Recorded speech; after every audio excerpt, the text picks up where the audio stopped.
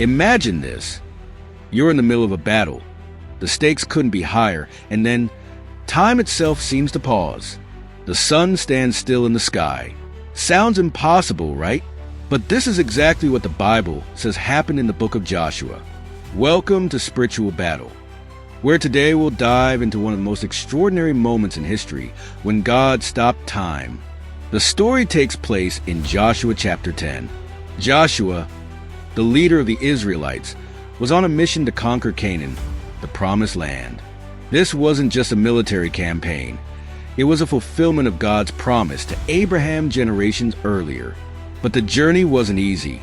5 Amorite kings united their forces against the Gibeonites, who had recently allied with Israel. When Gibeon called for help, Joshua and his army marched all night to surprise their enemies. That's where things get intense. As the battle raged, the Israelites were winning, but daylight was running out. If darkness fell, the Amorites might escape and regroup. That's when Joshua did something bold. He prayed for the impossible.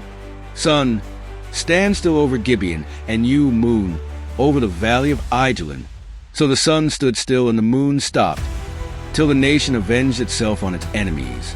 The Bible says that God heard Joshua's prayer. The sun stopped in the sky, giving the Israelites the extra time they needed to secure their victory. Now, this story raises a lot of questions. Did time really stop? How did this happen? Some believe it was a literal miracle, a divine suspension of natural laws. Others suggest it could have been a symbolic description, or even an extraordinary natural phenomenon, like an eclipse or extended light due to atmospheric conditions. Regardless of the scientific debate, one thing is clear. This story highlights Joshua's unwavering faith and God's power to act beyond human limitations. So, what can we take away from this story today? First, it's a reminder of the power of bold prayers.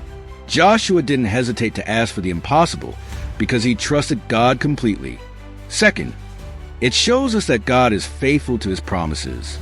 Just as he fought for Israel, he is willing to fight for us in our battles, whether they're physical, emotional, or spiritual.